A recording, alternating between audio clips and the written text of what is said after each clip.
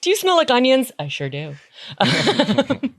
So, yeah. So that night, Jen McCabe had gone home and she said, and, records proof that she looked up some sports stuff, like a team that her daughter was going to be on. And that was that. And then she said she went to bed. So she would later delete a ton of texts and calls. So they can't really get what they were, but they can see that they went out. She deleted like an entire call log. But they're able to see like that she made them and that they were deleted. So at 2:25 a.m., Jen's butt now is like, feeling a little lonely. Yeah, tap me in, coach. I want to make some calls. Because butts can't text. A lot of people don't know that. No, they can do like talk to text. Yeah. Oh, I didn't know that. Like, yeah.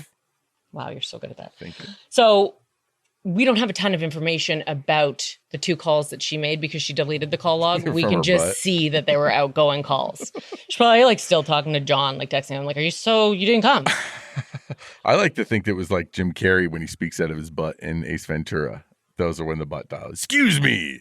I would like to ask you a few questions. I love it when in the second one, when he's like, what does he say about, I didn't know that the something were, I can't remember it. Pretty hot nose rhinos. Sir, I can see your balls. Excuse me. So then, still in the morning, she deletes a screenshot. So once again, we don't know what the screenshot was.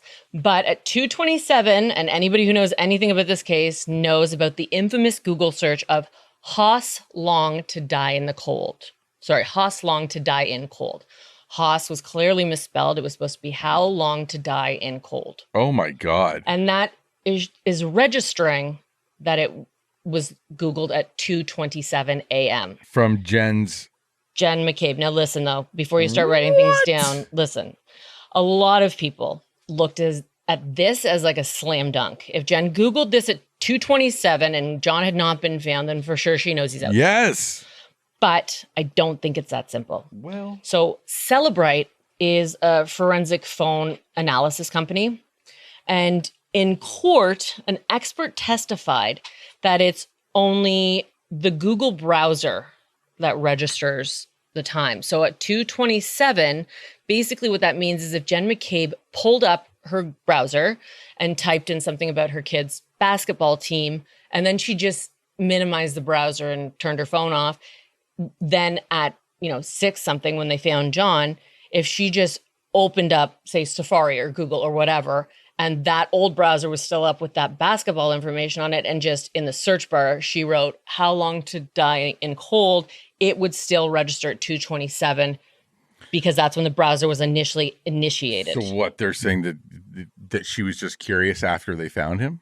Well, like how long would that have taken? She says that when Karen found him, and if you remember, Karen was lifting up her shirt trying to like press his body against her to like get him warm again. Are you making eyes at the camera? I was. But so she says that Karen then said to her, Google hypothermia, or like if he could be okay, and like. Right. Okay. So that's what she says. Yeah. Now, what should be noted is that, so there were 3 women. There was Karen, there was Jen McCabe, and there was Carrie Roberts that morning out looking for John. Okay. Carrie is just John's friend. She wasn't there. She wasn't drinking. She wasn't doing anything like that. Carrie would testify that she heard Karen ask the hypothermia question or tell Jen to Google how long would it take. She did that in the first trial. In this trial, she said that she believes now that she was mistaken and that Jen had just told her after the fact that Karen had asked her to Google that. But see, that's how I would be in court. I wouldn't know from hearsay. Especially in that kind of a situation. Yeah. Like, and as like the human brain does, it fills in spots that are blacked out. Mm-hmm. You know what I mean? So if Jen said, oh yeah, Karen told me to Google da da da da, and then you're just remembering, oh, Karen said Google da da da da. You're not remembering like how you know that piece of information. Well, and trials are so far from the incident.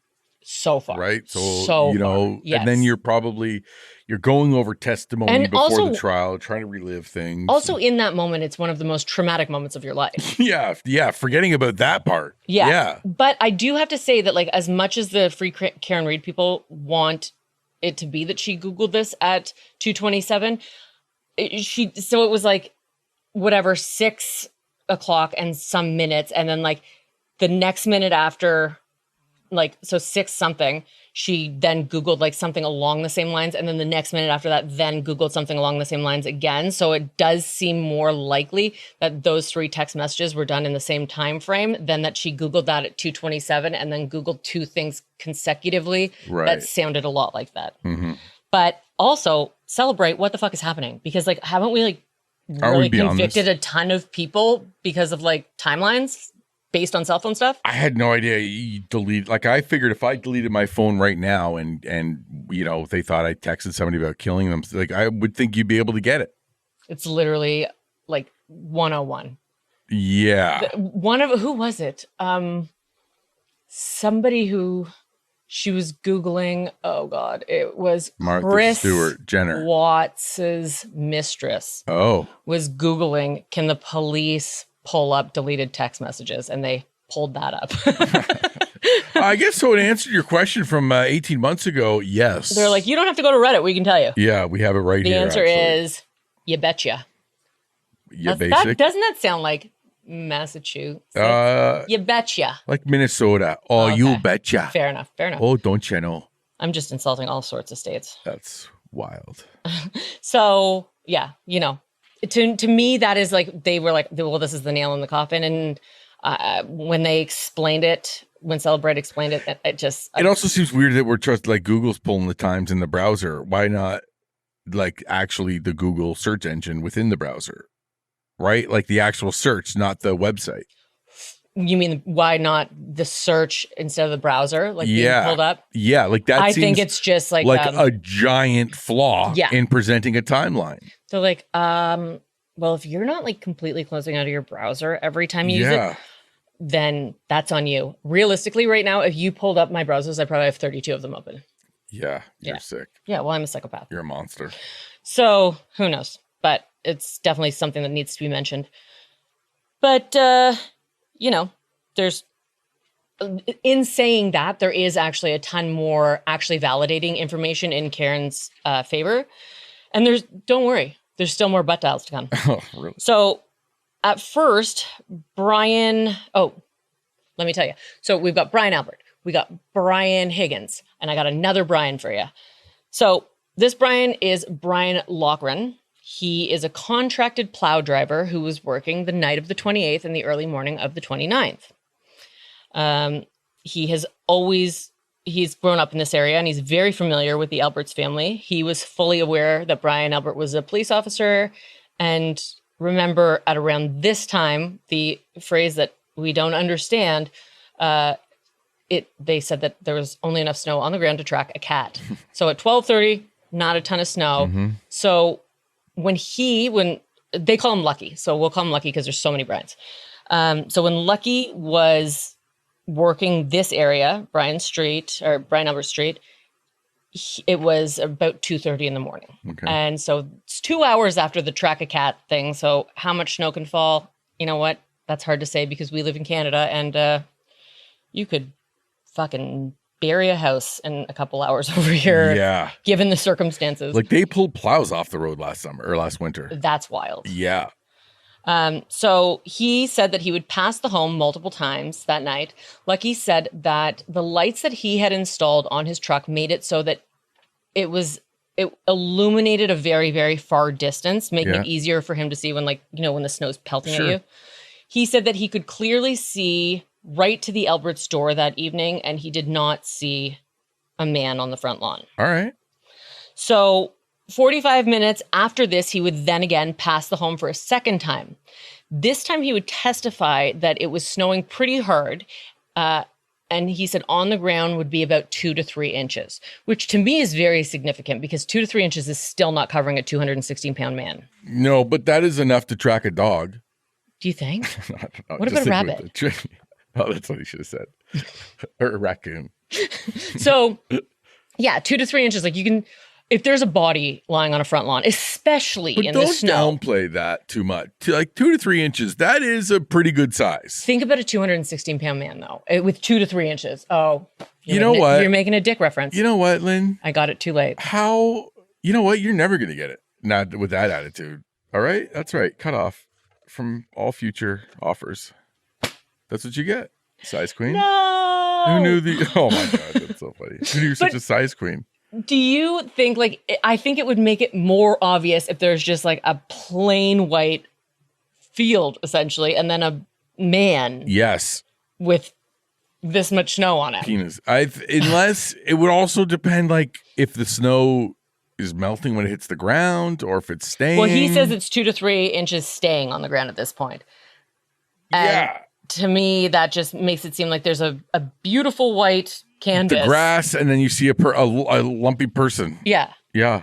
So I don't know, but that's just my opinion. So the second time he comes back is when he says it's the 2 to 3 inches, and it's around 3:30 in the morning right now. He says on this second pass by the Alberts' house, he now saw a Ford Edge that was not there the first time he drove by. Okay. The Ford Edge would be something that he remembers due to it being illegal, and policy states that they have to call it into a certain number because it's interfering with plow work when there's a it was like parked downfall. illegal or something? Or It's not parked illegal, but they're not allowed to park on the road when there's a snowfall because of the plows. Yeah. So he actually had to maneuver around the Ford Edge, but he said, I didn't call it in because I knew Brian Albert was a police officer. So, as a courtesy, I let it slide. But he also allowed him this courtesy because he's like, never in all of my years did they ever have a car parked on the street because they had ample parking in their driveway. Right. Now, this Ford Edge would have been parked where, okay, if their front lawn is like this, there's like shrubbery right here and a flagpole. John was found right here. So this Ford Edge would have been parked out in front of the flagpole, right, which would be later on where John O'Keefe's body was found. So. Jeez. Yeah. I will say that his credibility was questioned when his story changed a couple of times. He said that the last time he drove past the house, initially he said it was 5:30. It then changed to 6:15. And he also would say that emergency vehicles were out front of the house at 3 a.m., but we know that not to be true. Now, he did... I mean, do you fault his credibility for that overall, or is that just... it really depends on like how long his shift was. Like, yeah, okay. You know what I mean? Like if his shift started at 3 a.m. and he was like, well, we know it didn't. Yeah. So, but like if he was like, oh yeah, it was the first thing I saw was all these emergency vehicles. He also did say that he had just recently lost his wife of many years and he was like not in his right mindset, paying attention to fucking times, I would assume. It's not usually the first thing on your mind. Yeah. But so yeah, it's just his times that kind of, shook the defense's points that they were making. So one thing that's huge is the person that lived directly across the street from the Alberts was Detective Lieutenant Kelleher. They had a ring camera that would have been pointed directly at where John would have been hit had Karen hit him with her vehicle. And no one felt the need to preserve or even ask for that footage. So why would you? You don't need it. Stop being crazy. You don't need this. No. So that takes us to, Colin Alberts, who is the nephew of the Alberts. Do you feel like you're doing homework right now? No, I'm just, there's a lot. And a lot of people with the same name. It's a lot. So Colin Alberts, I'm only touching on this because he, a lot of people believed that he did this. He was a 17-year-old kid at the time. The judge in the trial and the retrial, Beverly Canone, she had forbade the defense from in any way, shape, or form making it seem as though Colin had anything to do with it. So either she's skewed or she really doesn't believe that he had anything to do with it. He's the nephew of Brian Alberts. He's been a key figure in all of this. He was 17 years old at the time. It's a lot of chitter chatter. So he was depending on who you believe, he was either at the Alberts' home for 5 minutes after the adults arrived there because it was his cousin's birthday, or he was the one who killed John O'Keefe. Like it's varying in opinions. So this part gets a little murky because it's not any hard evidence. So Colin did testify in the first trial. However, he basically just answered every question with "I cannot recall." So it's boring AF. The judge actually forbade the defense from bringing him into the retrial, like I said. So if that tells us anything, who knows? But Colin was 17 at the time. He has made videos of him threatening physical violence. For Halloween, I think he dressed up as a fugitive with like a tear mark under his eye. Oh my God. But others have said that he admitted to friends and teammates that he killed John O'Keefe. He said that he pushed him down the stairs. And I think this turned into a huge thing because just 22 days after John's death, there is a picture of Colin with his friends. Like he's got his hand around both of his friends' necks, and he has grazed and cut and red knuckles. He says that it happened when he slipped and fell on the ice and landed on the front of his knuckles, which seems like it goes against all your instincts. Actually, it goes right to our first instincts as an ape. I feel that unless it's going way back. Seems weird. It does seem weird, and it's very you much. Wouldn't even. It's very much so. The injuries, if you look at it, it looks exactly like if he hit something. But I mean, 22 days seems like a long time. Yeah, I feel like it would be healed, but I mean, I don't know his white blood cell count.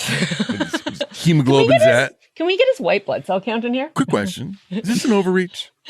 I would just be the most annoying lawyer. Like an FOI, please. So there is talk also. A lot of people, it's a lot of Reddit stuff, if I'm being honest, because I did go on and look up these things and people are like, I'm from Canton. And they say, some of these people say, and you know what? This is a grain of salt because it's not, who knows? Yeah. But that when John and Karen and the kids were in Aruba, that Colin was drinking on John's front lawn and kept going up and bringing his Ring doorbell so that it would send alerts to him while he was in Aruba. That's pretty funny. But like a lot of people say that he would do these things and he would bother John, but there's no really clear indication of how they knew each other. Mm-hmm. A lot of other speculation, and I'm part of a couple different Facebook groups, but a lot of other speculation was that John specifically had wanted to talk to Brian Albert about something the night of his death. Mm-hmm. And a lot of, almost exclusively, the people that have been following this trial from day one, they believe that John had information about Colin doing drugs that he wanted to bring to the attention of Brian Albert. Okay. Once again, that's all hearsay. Wow. So there was also testimony. This is one so Allie McCabe, who's Colin's best friend. Colin's the nephew of the homeowner. Allie McCabe is the daughter of Jen McCabe, who was there that night, who called John all those times. Oh. So they're best friends. Butt dialer too. And so Allie and Colin, Allie had come to the home that night to pick Colin up from the party. And she said, okay, so Allie on the stand said something that a lot of people found to be a Freudian slip. She said that Colin had been the recipient of a lot of harassment due to the case and that he, quote, was not at the house when John was there. And everybody thought that was like a glass shattering moment. Yeah. To me, I was like, well, we know the vehicle was there. Mm-hmm. And maybe Allie meant like, I'd already taken off with him before they even pulled up. Yeah. But everybody who really wants this to be a frame job was like, no, she's saying that John was in the house and like she's trying to make it seem like she had taken Colin out before he was in there. Right. So I mean, you could see it either way. To me, she's also a young kid. So I don't put a ton of weight into that statement. But there's also a close relationship that Colin it was said to have had with the lead investigator in this case, which Trooper Michael Proctor. So though Colin, when he was on the stand, would say that he only knew Trooper Proctor when he was much younger and that it was through his aunt. But he was asked to be a part of Michael Proctor's sister's wedding. So take from that what you will. So that's like top 5 dude. Right? If you're in a wedding. Well, he was a kid at the time. So I think he was the ring bearer. but that's a Mm, pretty big role. But it's also Proctor's sister. Like, it's not him. yeah.